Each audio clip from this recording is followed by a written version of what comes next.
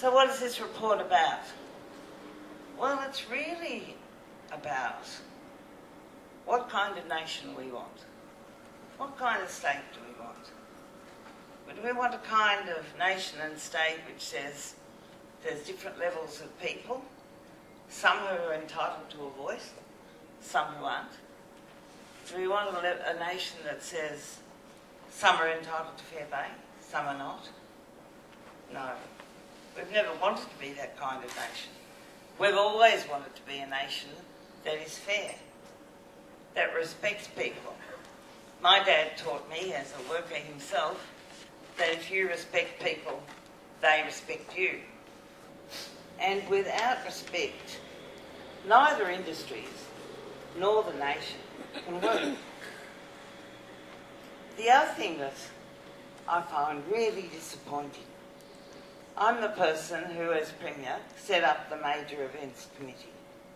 Because when we didn't get the Olympics, I knew, along with Ron Walker, who was not always my best friend, but nevertheless, he was on this occasion, we set up the Major Events Committee, and it's worked very well to attract good events, good money, good patronage, a good impression of Victoria. But just stop a moment and think that what's behind that? And sure, there's top professionals, there's people who organise openings and closings and all that kind of thing. But really behind it are the workers on the ground, including the room attendants whose lives we're talking about today. So it's not a good event. Even if it brings in millions of dollars for the state, if the people who are working to make that event happen are treated with disrespect and in fact paid unfairly and not able to live the life that these events are supposed to reflect. So to me that's really the outstanding thing about this report. It actually says that we are happy in Victoria to stage brilliant events which everybody comments on, we make money from, and hotel owners make money from. But at the same time, we have closed our eyes to the unfair treatment of the workers in terms of their personal life and in terms of fair pay. Now, we could probably deal with the fair pay issue by governments and by Fair Work Australia, and I'm sure out of this campaign we will be dealing with Fair Work Australia. But the whole issue of attitude, of understanding that an event takes the room attendants to the master of ceremonies, it's the culture that has to change. I also want to congratulate the LHMU. I've been part of a few campaigns with the LHMU. My daughter is a member, she's a childcare worker. And I just look at the industry and I think, when we talk about social inclusion in our state, and for me social inclusion means that no one is left behind. That we run an economy and we run an industries and we run schools and we run disability services so that no one is left behind. Well, this report says that room attendants are being left behind.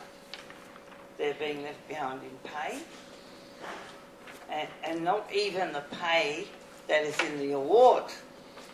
They're being left behind the award. They're being left behind in terms of being seen as citizens, all of whom are entitled to a voice. I mean, I think I'd be rendered absolutely neutral if I didn't have a voice, and some might quite enjoy that. But in your case, the room attendant's case, they're not entitled to a voice about their workplace. And if you're not entitled to a voice about your workplace, then you're not able to have a voice about your life. You can't speak up and say, I have to be home by a certain time, rather than clean 2 more extra rooms, because my children are home alone. Then, not having a voice undermines your life, undermines the children's life. But the thing I can't really understand is why our top hotel owners let their management get away with this. Because the responsibility goes through the whole chain. Now, sure, Dure Darrow, who's here today, and I'd also like to acknowledge a famous restaurateur and fair restaurateur, and a woman who works for women constantly. I asked Dure what were how do you change this?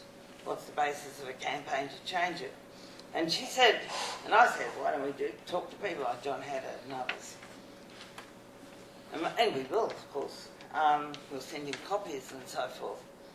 But where can we get the real change?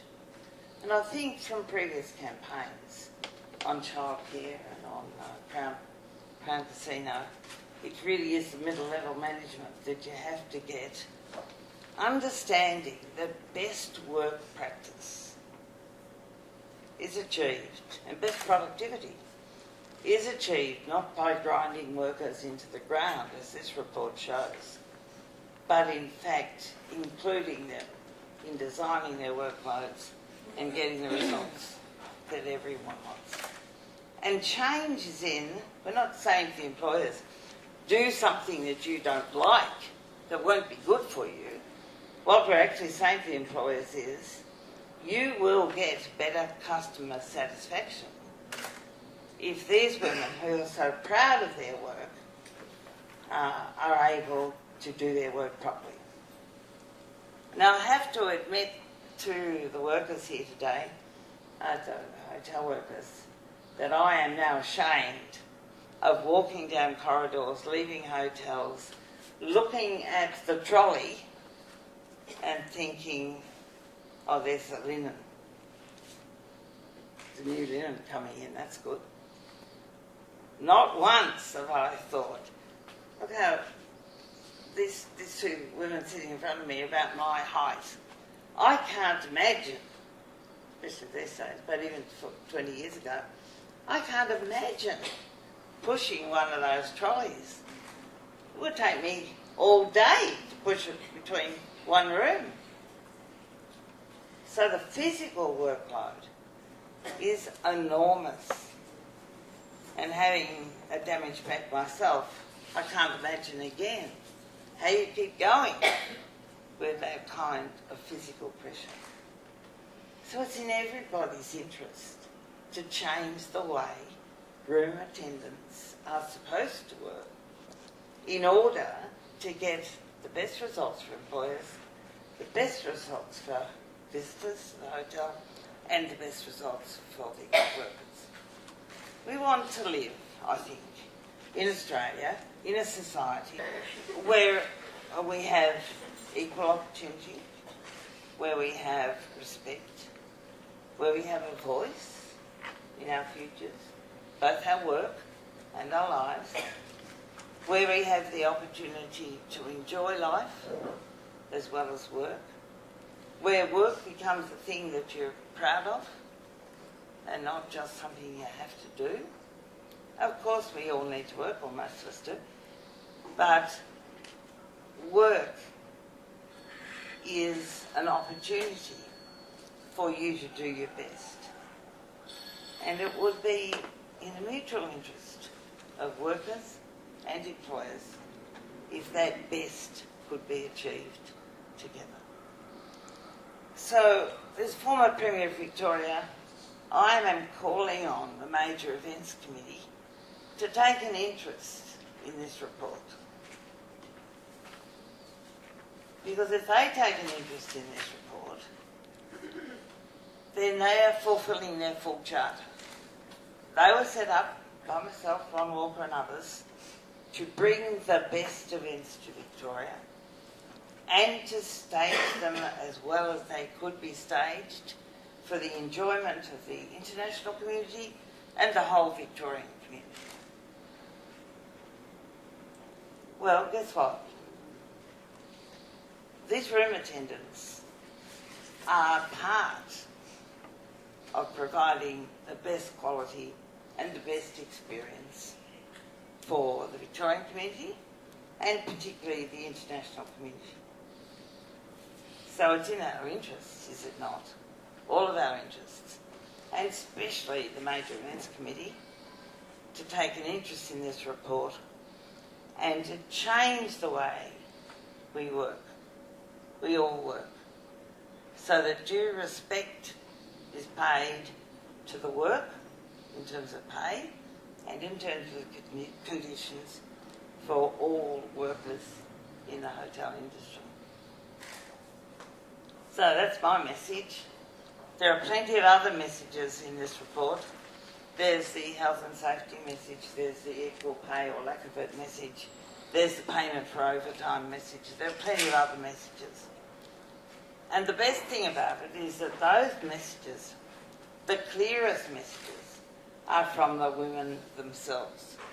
And there's one on page 34, I think. They take for the room, let me start again.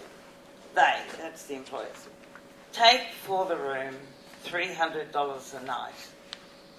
And we clean the room for $5, sometimes less. Is that the kind of Victoria? Is that the kind of Australia we want? Is that the kind of life we need for the workers and their families? Is that the kind of standards that our hotel owners and managers want? Or our government wants? Of course not. So it's my great pleasure to launch this book of truth, Heartbreak Hotels. Never has this song been more appropriate, and you'll be pleased to know I am not going to conclude by singing it. But I have much pleasure in congratulating you all again on the report, declaring it launched. Let the campaign begin.